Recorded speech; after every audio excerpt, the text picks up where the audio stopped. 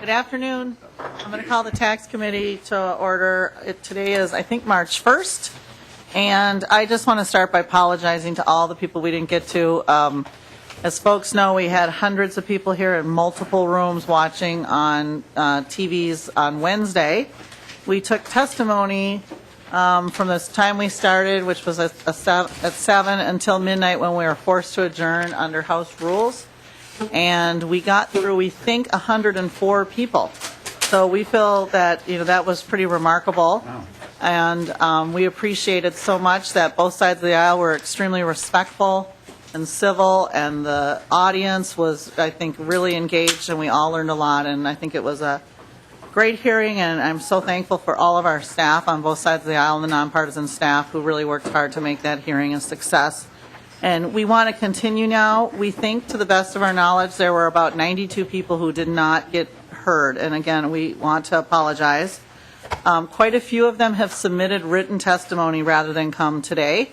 And I want to repeat what I said before, which is all the written testimony is going to be made available when staff has time to accumulate it all. It's come to different members, different staff in both email form and people handing us paper, and so we are going to get that all available to everyone. So again, for the third time, I really want to apologize to all the people we didn't get to. I think 2 minutes at 104 people was pretty successful. We're just going to do what we were doing, which is continue right down the list as we were trying to, and we recognize we're going to be calling people who aren't here, but we want to make sure that we're at least getting everyone's name asked. And I guess, when some of these folks have submitted written testimony and others have, like I said, a lot of people have been asked to be taken off the list and I guess didn't want to come back this afternoon. So with that, we're going to get started, and I think we finished on an anti. So we will go to the pro side, and some of the names I have on the pro side, I may have them kind of out of order here, I apologize. Jeff Van Wyken, Patricia Nauman, Myra Miles, Rebecca Covington, Rebecca Quentin. This is actually two names. They talked to us. Rebecca Quentin Irie, Councilmember Betsy Hodges, Gary Carlson, Denise Mayotte. If any of those people are here, and then I'll read some of the first antis. Lance Klatt, Ted Brosson, Christian Erickson, Mike Hickey, Amy Langer, Salo, Brian Malm, Scott Gordon, Katie Tagramadejan, Isthmus Engineering, I don't have a last name, Derek Madsen, Stephanie Choss. So if any of those people are here, please come forward. And you know what we might want to do, if this is us, is just have people queue up and you just tell us who you are. That's maybe the better thing. So yes, Mr. Van Wyken, please start. But I think rather than reading all 92 names, maybe that's the better approach, because I can see you're not all here. So why don't we do it that way instead? You just tell us who you are, and we'll just go pro-con. So how's that? Mr. Van Wyken, welcome. Thank you very much, Madam Chair, and thank you for making time for another meeting so that all of us can be heard. My name is Jeff Van Wyken. I'm the Director of Tax Policy and Analysis for Minnesota 2020.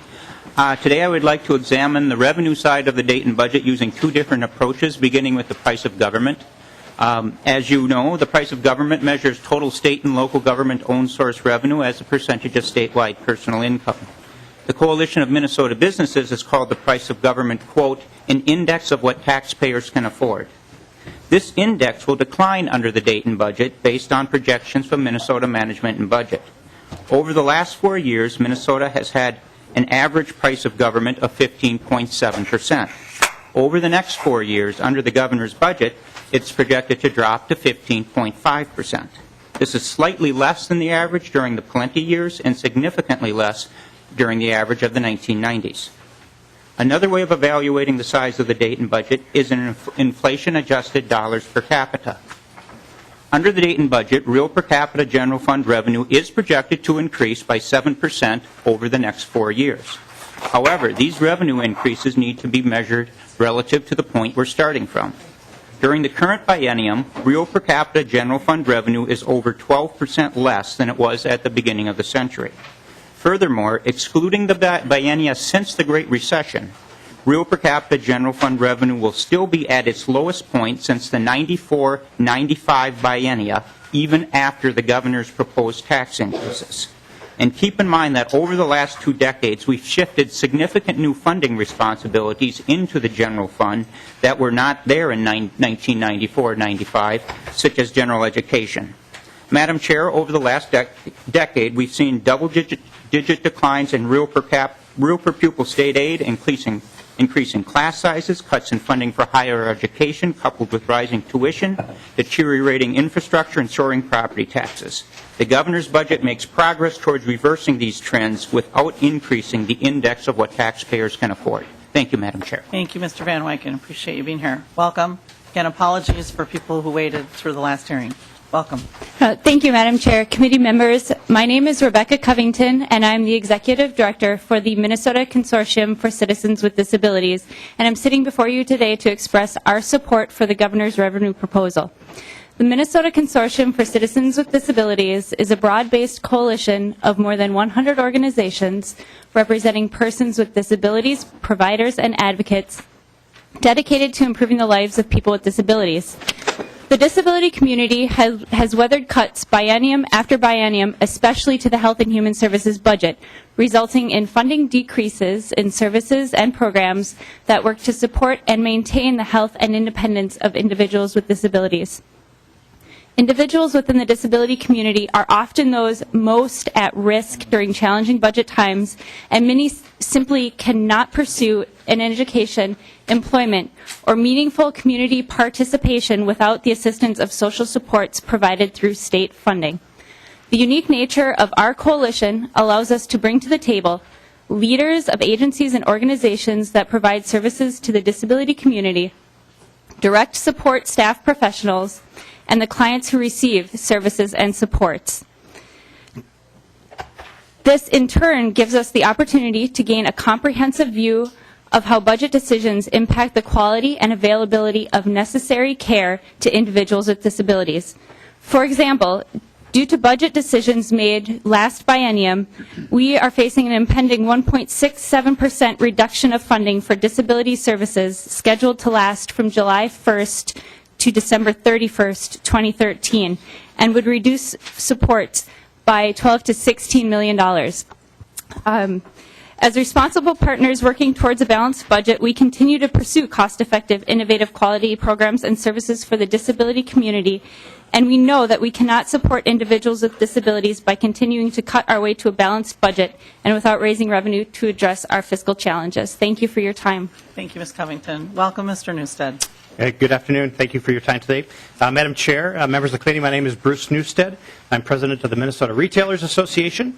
The Retailers Association represents 1,500 retail locations of various sizes and industries across Minnesota. In addition, we represent the 482,000 retail jobs, about 1 in 5 Minnesota jobs. While we have several areas of concern with the governor's budget proposal, I wanted to take a moment to recognize the importance of the inclusion of the affiliate nexus or Main Street tax fairness language. This provision provides a level playing field for Minnesota's brick and mortar retailers that provide property taxes, payroll, and philanthropy in our communities. We've heard over and over from retailers that they're happy to compete in-store and online, but just want to do it on a level playing field and not have a disadvantage because they choose to have a physical location and presence in Minnesota. One area of concern in this bill is the expansion of the sales tax on clothing. On Wednesday evening, the Shopping Center Association did a good job articulating the behavioral impacts of a clothing tax. I want to emphasize just a couple other possible impacts. First, the expansion will harm Minnesota's retail competitiveness, and absence of tax on most clothing is one of the few advantages for a Minnesota clothing retailer here. This issue is further compounded in border communities. Second, we do ask that the legislature not take away our shopping destination reputation here in Minnesota. From Main Street retailers to regional shopping destinations to the Mall of America, Minnesota truly is tourism relative to sales of clothing in the state. No clothing tax is a strong and powerful marketing message. It's certainly not as no clothing tax on everything under $100 is certainly not as strong of a marketing message. Other areas of concern are the tax on retail services and increased excise taxes on tobacco. And finally, I just wanted to express some opposition to the business services tax in the area of advertising in particular. Thank you for the time this afternoon, Madam Chair. Thank you, Mr. Newstead. Welcome.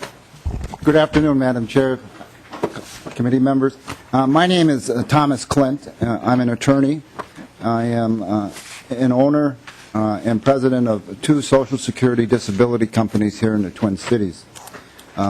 We currently employ over 220 people. I was here on Wednesday night, and there's certainly lots of great things that this budget provides for, but there's also certain challenges. I'm here today to express to you the challenge that we have if the sales tax is extended to legal fees or professional services for representing people to get Social Security disability benefits. Our fees are regulated by federal statute. Our fees are paid directly from the federal government. The statute does not allow for withholding of additional fees for sales tax. As such, if we were to have to pay those sales taxes, it would come out of our fees. We do not have the opportunity to collect that sales tax from our clients. Also, we represent many claimants throughout the United States. For us to remain competitive, we would not be able to do so simply because if the client was forced to pay those sales tax, they would simply go to a different firm. This challenge is really a challenge. As an owner, we can solve it by simply going to a different state. I'm here really as concerned about my 220 employees. They're very compassionate in what they do. They assist these people, getting them off the streets, getting them the benefits they deserve. If we're forced to leave, it's my employees that will suffer. I would ask that when you consider the legislation, that you not impose a tax for professional services or legal fees, or at a minimum, make an exception for fees incurred in representing disabled people and getting them the benefits they deserve. Thank you for your time. Thank you, Mr. Clint. Welcome. Thank you. My name is Gloria Stock Mickelson, and I work for Travel Leaders in Plymouth. But more importantly, I serve as the president of the Upper Midwest chapter of the American Society of Travel Agents. And as everyone does, I think we understand the need to modernize Minnesota's tax system. But as this bill is currently written, it will have a very serious impact on travel agencies in Minnesota. We have 281 small businesses in Minnesota. We employ about 2,500 people and partner with over 800 independent contractors in this state. We're in large and small cities throughout. Granite Falls, Moorhead, Hibbing, Winona, Rochester, Owatonna, just to name a few, and of course Minneapolis and St. Paul. We survived 9/11 when people were not willing to get on airplanes. During the economic downturn, discretionary dollars went towards necessities rather than a vacation. Business travelers went towards a web conference instead of taking a business trip. We've survived that. Online providers came into the market, and our travel agencies had to reinvent themselves to continue to show value to travelers. But we will not survive a 5.5% sales tax on our gross receipts. You're proposing that a $5,000 vacation trip would now cost $5,275. I don't think very many people in this room will buy it from us. There are too many alternatives for buying your travel. If we absorb it, 50% of our gross income of a travel agency, half of our revenue, will be going towards the sales tax. A travel agency's gross receipts are flow-through funds. We're paying cruise lines, tour operators, and airlines. Federal tax allows us to deduct those flow-through funds when we report our income. This bill is not taking that into consideration. One of our agencies computed their dollars from last Friday.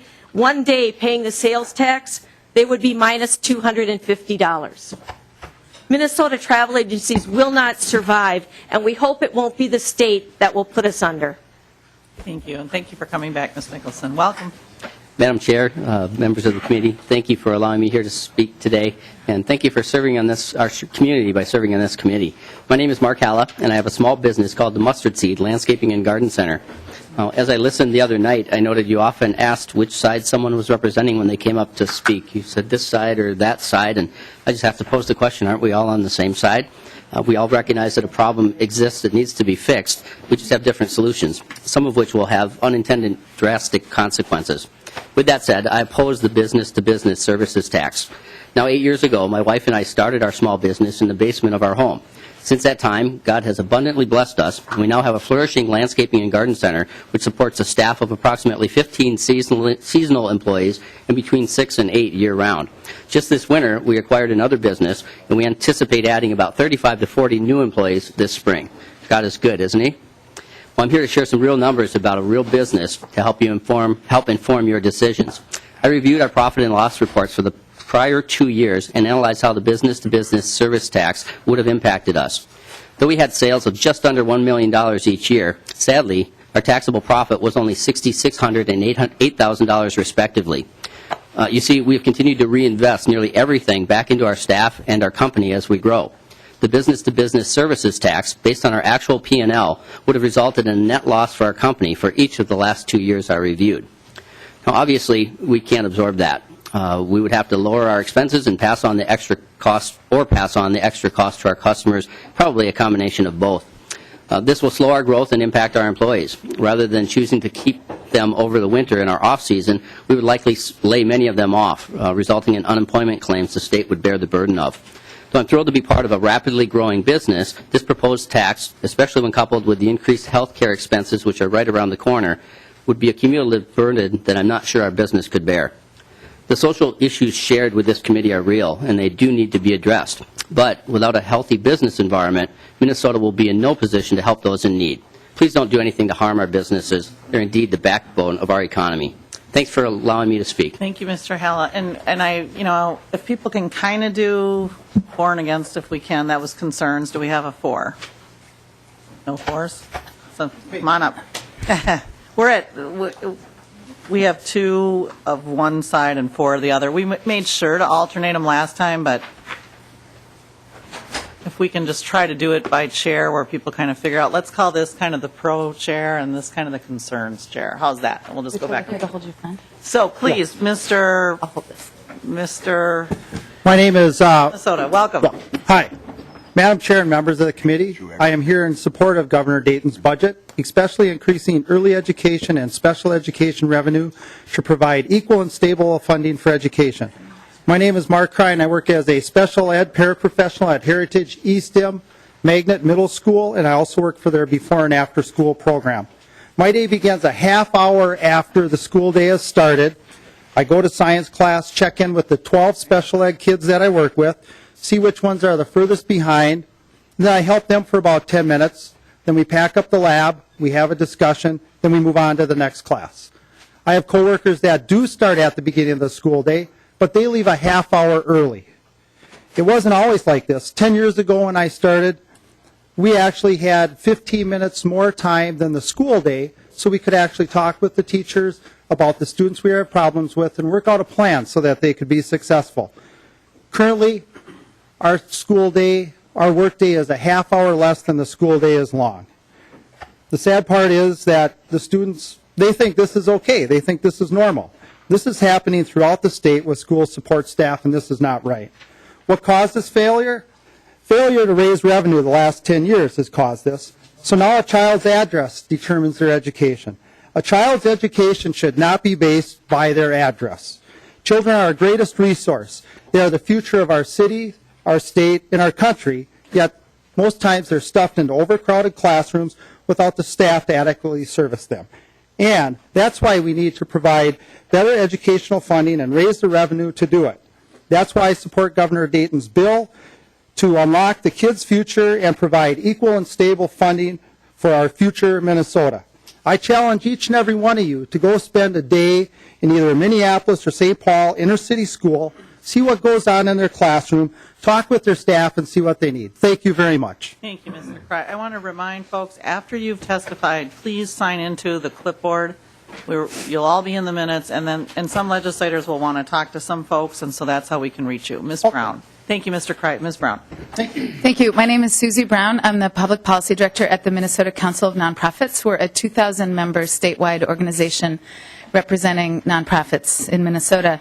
I am in the Concerns Chair, and I do have a serious concern, but first I'd like to offer significant support for the overall revenue raising that is offered in this proposal, and the way that that both solves the budget deficit and sets Minnesota on a better course for the future, as well as strong support for the reduction of regressivity in this proposal. My concerns are specifically related to the sales tax on the services that nonprofit organizations provide. I'd like to thank the Governor's Office and the Department of Revenue for helping us over the last couple of weeks try to sort out just which services would be taxed and which wouldn't. And they've been extremely helpful. The fact is we serve the community in so many different ways, and there's such a wide array of services, as well as a really wide array of the ways that we put together the funding and the fees for our services, that it's difficult to come up with a very specific black and white list of what would be taxed and what would not be taxed. But I thank them for helping us as we've tried to sort that out. Taxing the services, the program memberships, fees, and admissions for nonprofit organizations directly increases the costs on those people for whom the nonprofit organization intends to provide service at the lowest possible cost. Our delivery model is designed to keep costs as low as possible for consumers, and in many cases we leverage resources from philanthropy, from volunteers, from individual donors in order to offer services either on a sliding fee scale or many, many times at no cost at all. Our services really meet a wide range of individual, family, and community needs. They're often culturally relevant and addressing some of the most pressing and long-standing issues in the community. At both the state and federal levels, nonprofit organizations and the people who contribute to them are given tax exemptions and deductibility, and we think it would be a good policy for Minnesota to also extend exemptions to the people that we serve. Thank you. Thank you very much. Welcome. Thank you. Thank you, Madam Chair and Committee. My name's Valerie Ralstead. I'm a mom, a wife. I've worked as a special ed para for 15 years. I've been involved with my school district, Columbia Heights, since I was a student. I have 3 children, 2 that have a learning disability, just like me. I could not read and spell when I was young. I got the help I needed to get into college and become a productive person in the classroom to help students now move forward. I feel that in the past we've had too many politicians paying lip service to our children's education and not investing in their future. When I started as a special ed para, we had over 60 in the unit. Now it's down to about 30. In my building, we have 7, with 2 of them having to service those students in the general population. Students with individual educational plans are not getting the service like they should. There is not enough time in the classroom for one teacher to serve a child. My youngest is a product of this. My child's a senior in high school and still struggles with reading, where my middle child was able to get the help and be off the IEP by high school. They're only 4 years apart. Too much is being taken out of our children's education. We are squandering our children's future. My oldest child wants to be a teacher. She went to college thinking she'd get a job. That's not happening because hard-pressed schools are increasing class sizes since they cannot afford to hire new teachers. Her loans aren't going away, and she struggles each month to meet her bills and works 2 jobs. We need to start investing in our children, our future. The corporations have had their chance to trickle down to move us forward. I have not seen any money going towards what I value: schools, communities, or higher education. All we've heard is districts having to cut programs, larger classrooms, going to 4-day school weeks. These are not Minnesota values.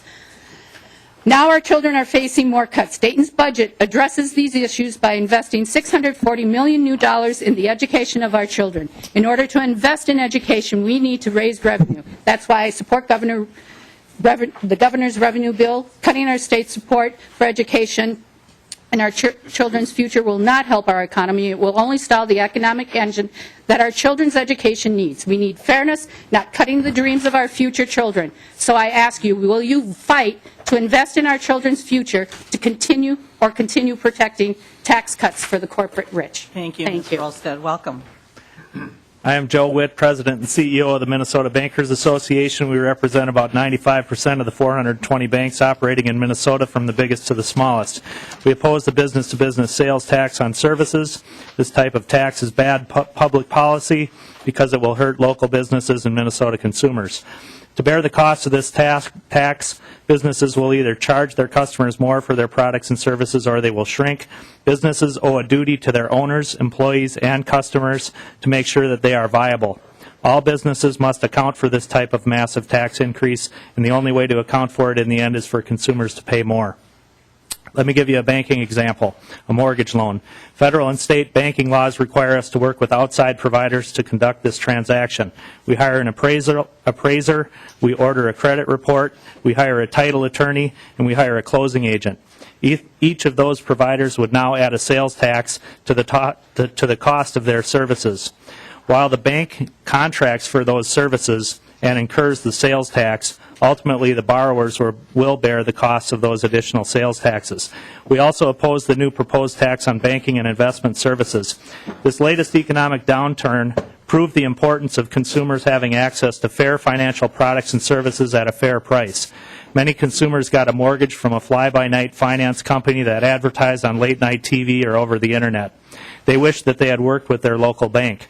They would have liked to sit down face-to-face with a local person who could help them address their issues instead of dealing with an 800 number of a loan servicer that has now gone out of business. Our local banks offer their consumers basic, fair, and straightforward deposit, loan, and investment options because they want to serve all their customers' financial needs for their entire lifetimes.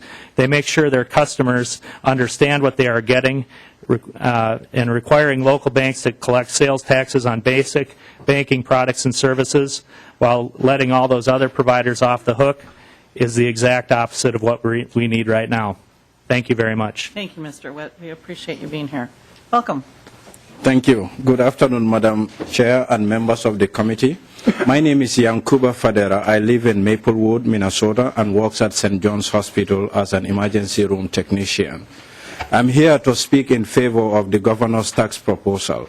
I support the governor's tax proposal because I know we need to invest in Minnesota care.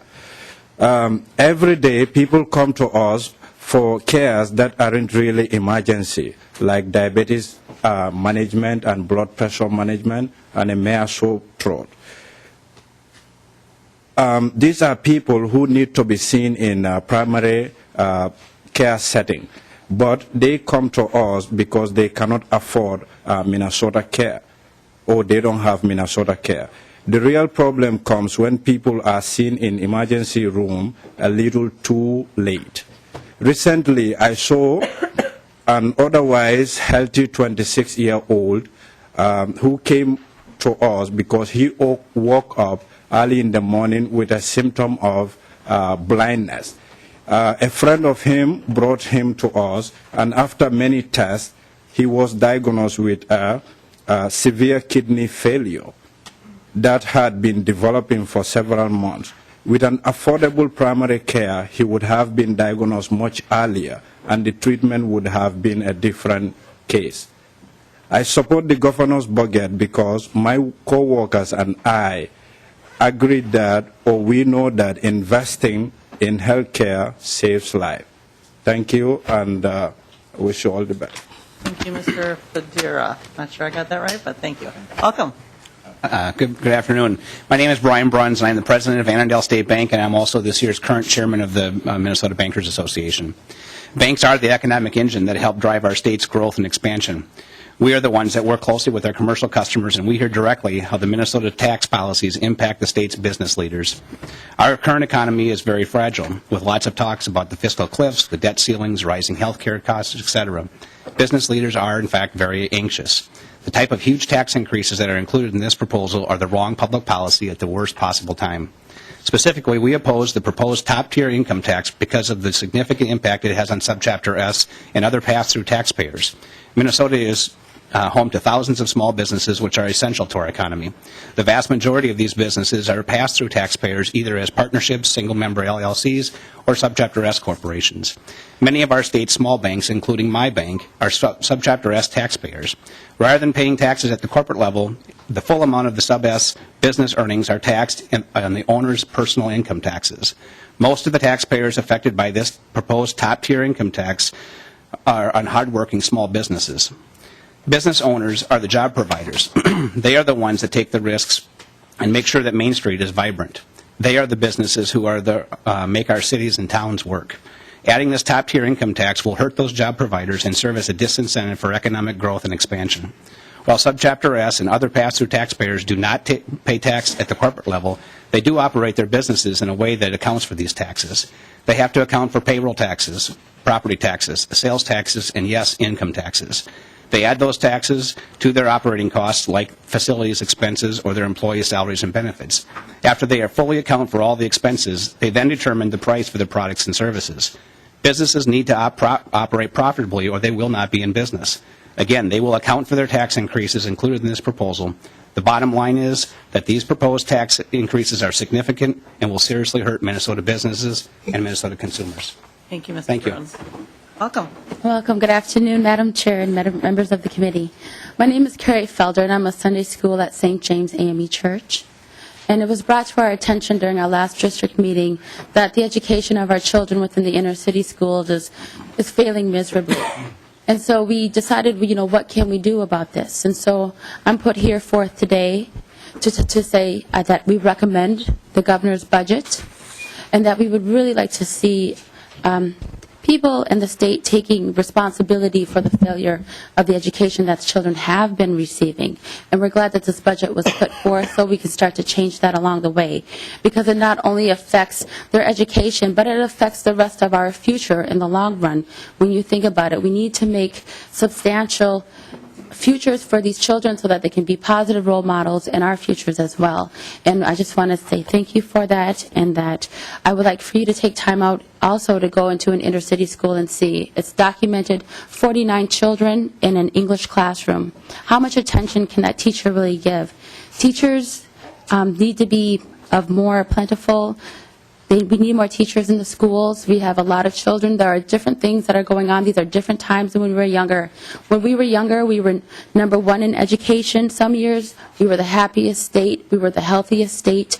And when you go into the schools and you look at these children, that is not the case anymore. And that is something really serious because, again, it's going to affect all of us in the long run. So I just want to applaud the governor's budget, and thank you for your time. Thank you, Ms. Felder. Welcome. Thank you, Madam Chair, members of the committee. Thank you for this opportunity to testify. My name is Paul Sirkbenek. I'm the president of the Minnesota Private College Council, an association of 17 private, nonprofit, four-year liberal arts colleges. Our colleges don't receive any direct state appropriations, but I want to speak for the thousands of college students who benefit from Governor Dayton's proposal to increase funding for the Minnesota State Grant Program. That's a program that provides need-based financial aid to lower income and middle class students who attend both public and private institutions, 2- and 4-year schools, full-time and part-time. As an association of private colleges, we're not tax experts, and we recognize how difficult it is to raise taxes at any time. However, we want you to know that the Private College Council supports increased revenues because we believe that increasing state revenues is necessary to bring our state's budget into structural balance and to make strategic investments in education that will build a highly talented, highly competitive workforce for decades to come in the state of Minnesota. As you make difficult choices in putting together the next state budget, we urge you to raise the level of revenue necessary to allow the state to make critically needed investments in higher education and the state grant program in particular. Increased financial aid will help keep college affordable for students, will help students graduate on time, will reduce student debt burdens, and will strengthen Minnesota's economy. But these outcomes can't be achieved without the tax revenues necessary to support increased funding of the state grant program. Thank you. Thank you, Mr. Sirkbanek. So you caught us up because we were kind of uneven. So this is going to be the pro chair and kind of concerns chair. Welcome. Hi, my name is Willie Snyder, and I'm on pro side here. I'm not an accountant, I'm not a banker, I'm not a business owner, I'm not a statistician or a politician. I'm a middle-class human service worker employed by Ramsey County to directly assist persons with developmental disabilities and a massive number of complicating secondary diagnoses. I was prepared to speak before you on Wednesday evening, but I had to go to work. I stay awake at night, keep people in the building that shouldn't be out in their pajamas and bare feet. And I toilet people and clean up after them as anybody who's got a heart would do for somebody that can't clean up after themselves. I appear before you this afternoon, having worked last night. And we did have one elopement last night, not in my building, but we did have somebody that ran outside and had to be retrieved. I'm somewhat sleep deprived, but I hope my words retain saliency. The clients I work with do not hold the keys to mansions. It is, in fact, sometimes my job to teach clients to use keys to their own bedrooms. Though I am employed by Ramsey County, my clients have arrived for my care from Iowa, South Dakota, and Wisconsin. Minnesota, where I live and work, cares for persons with disabilities.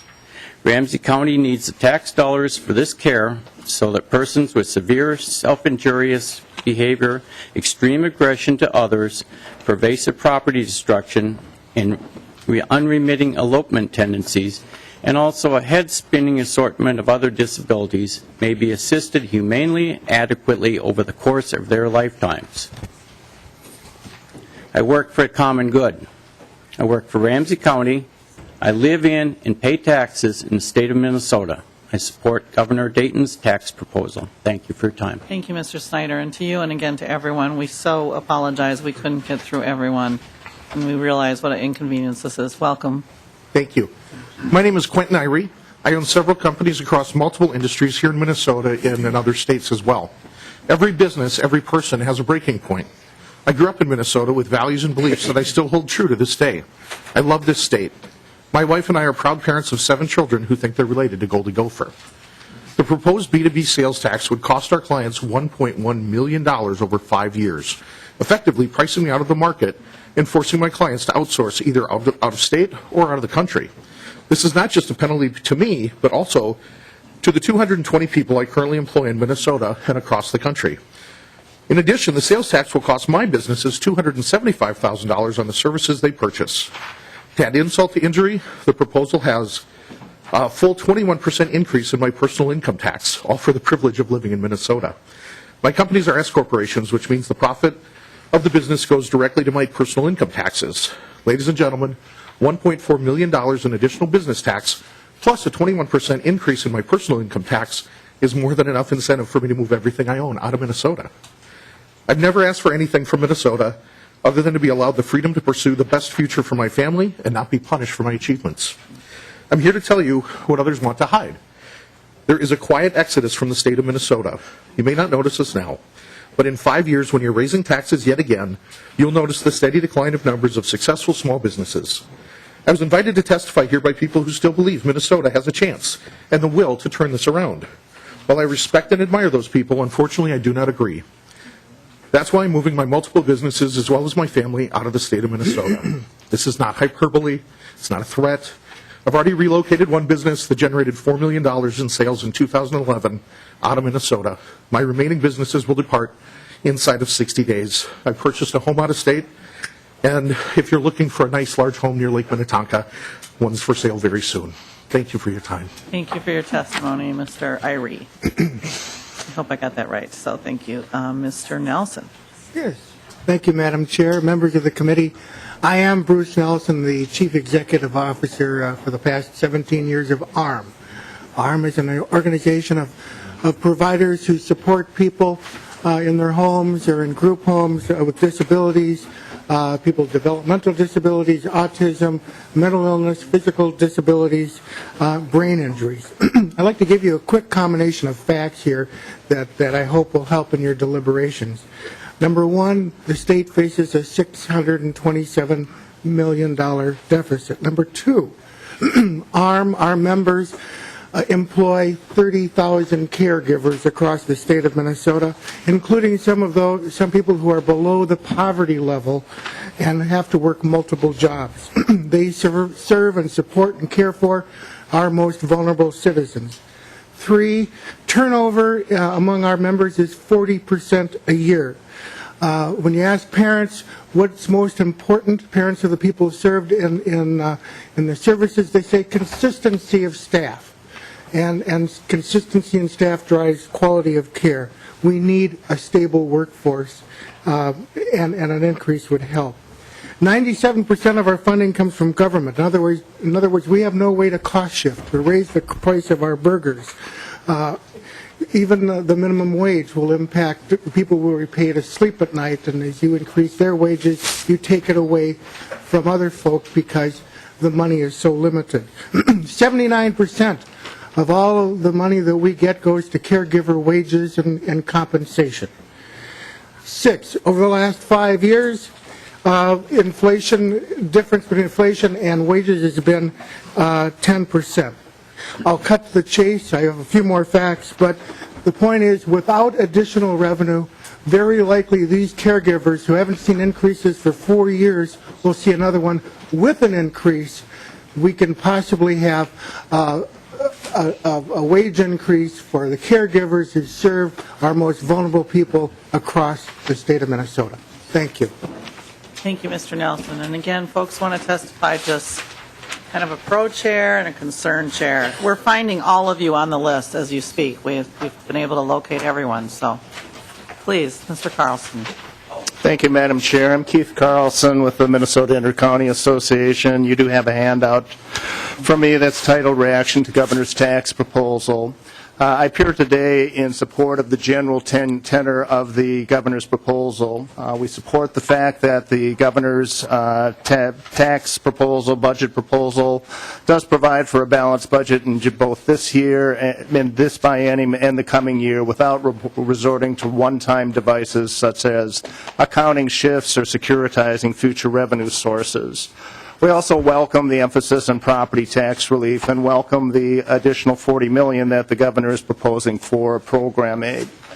We do, however, have significant concern with the design of the property tax rebate program. The program that basically gives average homeowners who live in $61,000 homes or less a get-out-of-paying tax card free is not appropriate in our minds without regards to the individual's income or means. We think that the program has to be more targeted. As you know, this governor's proposal does span the sales tax, and we support the general concept that if a good for a do-it-yourselfer is taxable, such as a hair clipper, then the service for an individual who desires to get that from another individual should be taxable as well, such as a haircut. But we do have concerns that is basically with the business to government and government to government services. We would like to work with the administration and with you to address our concerns in that regard. That I'll conclude. Thank you. Thank you, Mr. Carlson. Representative Myra, I understand you're going to read someone's testimony who couldn't come back. Thank you so much. Thank you, Madam Chair. I'm reading this on behalf of John Foss. I would like to apologize for my absence. I wish I could deliver this important message in person. I am a lifelong Minnesotan who built the Foss Swim School starting with just 12 students in an apartment pool 20 years ago. We have been successful because we love children and endeavor to be absolute experts in the field of swimming. We have taught 10 million lessons to over 100,000 Minnesota children. I have spoken as an expert all over the world. Everyone can learn to swim well, no matter your race. Families struggle to afford our lessons. We endeavor to keep our prices as low as possible. We strongly oppose Governor Dayton's tax proposal and consider it both terrible and tragic. Drowning is the leading cause of death for children under 5.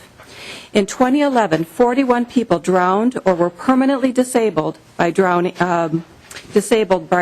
in Hennepin County alone. Anything necessary for children should never be taxed. the combination of the 4 newly proposed taxes will put an additional $1 million burden on the families using the FOSS program in 2014. Minnesota would be the only state with this tax. We know of no country in the world that has this tax. When Governor Dayton penned this tax proposal, he felt by bringing more dollars to St. Paul, he could do more good. But as my father, who was a surgeon and chief of staff at Bethesda Hospital, told me, the road to hell is lined with good intentions. On behalf of the 3,000 pools and organizations that teach swimming in Minnesota, find the courage to say no. Respectfully submitted, John Foss, owner of Foss Swim Schools. Thank you. Thank you, Representative Myra, and please let Mr. Foss know you did a beautiful job for him, so thank you. Please, others. And again, I want to mention that many of the folks submitted written testimony and have decided not to reappear on Friday. So, Ms. Nauman. Thank you, Madam Chair and members. My name is Patricia Nauman. I'm the Executive Director of Metro Cities, formerly known as the Association of Metropolitan Municipalities. We represent cities in the 7-county metropolitan region before both the legislature and the Metropolitan Council. I want to speak to a couple of aspects of the governor's bill. First of all, we appreciate the increase in the LGA, the local government appropriation of $80 million that is in the governor's budget, which follows a decade in which many cities have seen very significant reductions to local government aid with significant impacts on city budgets and services. Metro Cities also appreciates the key concepts behind the governor's LGA formula changes, which aim to add stability to the distribution of LGA and to better meet the needs of those cities in the metropolitan area that are not well served under the current LGA structure. Cities in the metropolitan region, including the core cities and many older suburbs, have seen very disproportionate and severe reductions to their local government aid in the last decade, with the result that aid to metropolitan area cities overall has now been reduced by about 50%. These cities are often characterized by aging infrastructure, changing demographics, relatively low tax capacities, and high service needs. So we're very appreciative of the intentions behind the governor's proposal in that respect. These changes over time have resulted in an LGA program in which the split of LGA is now 70% to Greater Minnesota and 30% to the metropolitan area. Again, we commend the governor for recognizing the needs of the core cities and the older ring suburbs in his LGA proposal. We are continuing to work to analyze the impacts of the governor's LGA proposal and want to continue working with the governor's administration and the legislature on these issues. We understand that program changes are complex and challenging, and our goal is to have a functioning LGA program that is equitable and that better accounts for metro area needs. I also want to briefly speak to concern for the business-to-business, the government-to-government proposal around sales taxes, and we do support actually reinstating the exemption for local governments around the sales tax, and we will continue to work with the governor and the legislature on these issues. Thank you for your time, Madam Chair. Thank you, Ms. Nauman. Those with concerns. Otherwise, I think Mr. Thorson, are you joining us, or is Mr. Ines going to jump up and balance it out? Please, yes, please. Yes. Two on the concern side, is that okay, Madam Yeah, I think we're kind of down to just a few here. We're going every other here is how we're doing it. So please, welcome. Madam Chair, members of the committee, my name is Robin Rowan. I'm the Executive Director of the Minnesota Insurance and Financial Services Council. MIFC members provide financial security for all stages of a consumer's life through the sale of life, disability, long-term care insurance, and annuities. MIFC members are also mutual fund providers and managers of pensions, retirement accounts, and 401ks. And our members have about 65,000 jobs here in Minnesota. We are very concerned about the expansion of the sales tax to banking and investment services provided to consumers. 62% of Minnesotans are at risk for outliving their savings. So the state has a vested interest in encouraging them to save. And in fact, this fall, the Dayton administration announced an educational campaign called Own Your Future, which is designed to encourage older Americans to take responsibility for their long-term planning and retirement needs because the state may not be able to care for them. And as part of that campaign, the website urges people, among many things, to seek advice from a financial planner. The governor's tax proposal, however, proposes to tax that advice, servicing the retirement vehicles themselves, and perhaps, at least the way we read the bill, perhaps even the financial products themselves. So we are very concerned that the governor's tax proposal will actually be a disincentive for people to take responsibility for their own retirement needs. And perhaps contrary to the popular opinion, investment services are primarily used by the middle class. The average investor earns less than $100,000 per year, and the average investment in a retirement account is between $11,000 and $13,000. So we're talking about middle-class Americans that will be impacted. Thank you very much. Thank you, Ms. Rowan. We appreciate it. I think we're going to have someone take your seat, Ms. Rowan, and jump in, and then we're going to go back to former Commissioner Innes. Sorry, Mr. Innes. Someone with Mr. Thorson, you want to join us? Thank you so much. Thank you. Madam Chair, members of the committee, my name is John Thorson with the American Federation of State, County, and Municipal Employees, Council 5. I appreciate an opportunity to speak with you in support of the governor's budget on the tax provisions and the spending portions of the budget as well. Council 5, again, supports both the revenue and spending portions of the budget because we believe that after a decade of cuts, it provides a better way forward for the state. And last week, in room 5 of this building, when the Legislative Commission on Fiscal and Policy, LCPFP, I forget the acronym, put together a list of how budget solutions have been dealt with since 2003. And we have gone again and again to the bank of shifts, reserves, securitizing, future revenue, down near everything but asking for additional revenue for the budget solution. And but for the health impact fee back in 2003, we think it's time to put balance back into the equation, and that provides a better way forward for the state. Particularly in local government aid and county program aid, we support the governor's addition of resources to help local units of government provide services that are necessary because the cost of the cuts during this last decade has been very costly for residents that require these services.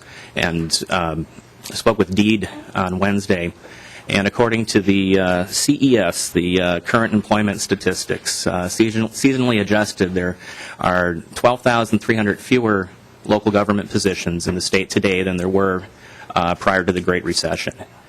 And that's 12,300 individuals that aren't providing services to our communities throughout the state.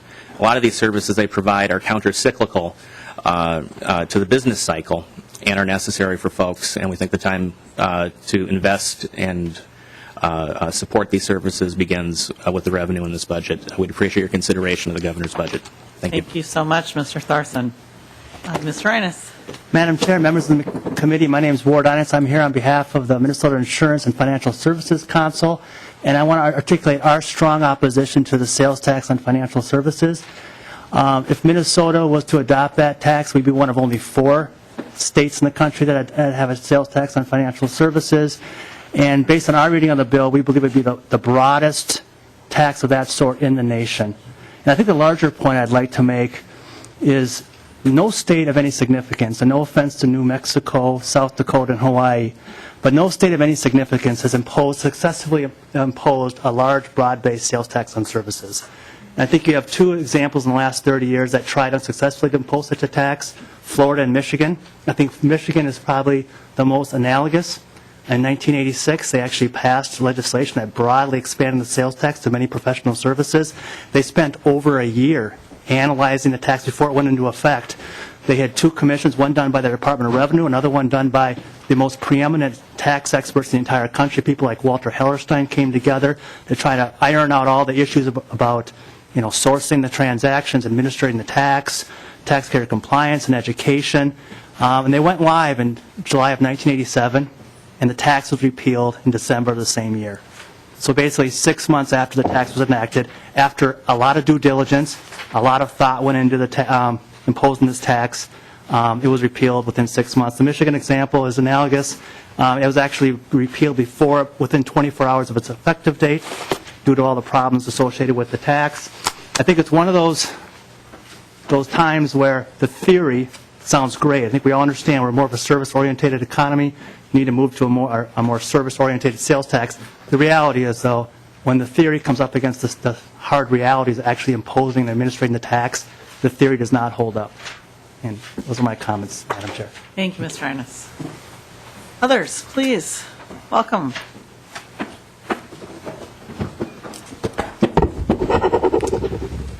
Good afternoon, Madam Chair, Committee. Thank you for hearing my testimony. My name is Colin Curitan, and I'm a graduate student in applied economics at the University of Minnesota, and I'm in support of the revenue in Governor Dayton's proposal. While I'm here to talk economics, rest assured that I'm more than just a pie-in-the-sky student. I've also run community programs in the Twin Cities for 5 years in schools, churches, parks, and libraries, and I've seen our state grow poorer. I have a sister who works full-time and goes to school full-time. She regularly wrestles with whether the high cost and little sleep is worth it, and I don't blame her. I also have a brother who started a successful life but lost his job in the Great Recession, has since struggled greatly, even experiencing bouts of homelessness. He still has trouble accessing basic services he needs to get back on track.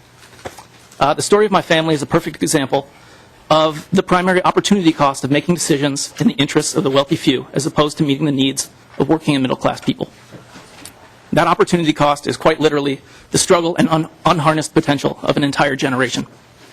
I think it's hard for other generations to understand my generation's frustration that they are so willing to invest in us the way FDR and LBJ invested in them. Second, I'd like to challenge the implicit economic assumptions that drive most of this public debate. So the argument goes the mere mention of modest revenue increases will send the wealthy running and they'll take all the jobs with them. Aside from the dubious empirical evidence that modest and temporary increases in taxes on the wealthy grind economic growth to a halt, I'd also like to present an alternate and, I believe, more accurate frame. To put it simply, the Targets and General Mills in Minnesota are assets that contribute to our community and employ many people, but Target will not create the next Target, and General Mills will not create the next General Mills. Innovation, economic growth, and a prosperous society are the result of broad-based investments in human capital. Those investments help my sister get through school, and they help get my brother back in the job market. They give the tools necessary for bright young people to create the next Google or Medtronic. Relating to our shameful disparities, I would posit that upwards of 20 or 30 or even 40% of subsegments of our state are a much greater economic threat than are the threat of the wealthy few leaving. So my time is up, but I'd like you to support the governor's revenue plan and invest in a Minnesota that will work for its state's young people. Thank you. Thank you so much for your testimony. We appreciate you being here. Others? I think we're getting down to it here. Welcome. Madam Chair, members of the committee, my name is Margaret Levin. I'm the state director of the Sierra Club North Star Chapter. We're a grassroots organization working to protect Minnesota's environment with over 30,000 members and supporters across the state. Thanks for the opportunity today. The Sierra Club supports the proposed budget and the prioritization of a transit system that will support economic growth in the Twin Cities and across the state. The new sales tax revenue will address funding shortfalls for current commitments to bus and rail and expand the regional bus system to help students, seniors, people with disabilities, and other Minnesotans get to where they need to go. Building out our transit system is an excellent return on investment. It will create thousands of jobs, improve our air quality, and reduce carbon emissions that contribute to climate change. New revenue for transit in the budget sends a clear signal that transit will help drive our economy and reduce our dependence on costly oil. As a member of the Transit for a Stronger Economy Coalition, we join the governor and the 91% of citizens across the state who all agree that public transportation is a good investment for Minnesota. The governor's budget also includes an urgently needed restoration of funding to the Department of Natural Resources and the Pollution Control Agency, reversing years of declines of funding for our environmental agencies as a percentage of state appropriations. These are the agencies we depend on to safeguard Minnesota's precious natural resources, our air, water, lands, and wildlife that are so crucial to our way of life and to protect the health of our families and our communities. Environmental laws require effective monitoring and enforcement to work properly. The overwhelming public turnout at the recent Environmental Congress listening session shows that our citizens expect more from the state when it comes to protecting our environment. Adequate funding will allow our agencies to work better together and to work more effectively and efficiently for Minnesotans. Thank you, Ms. Levin. We appreciate you being here. Others?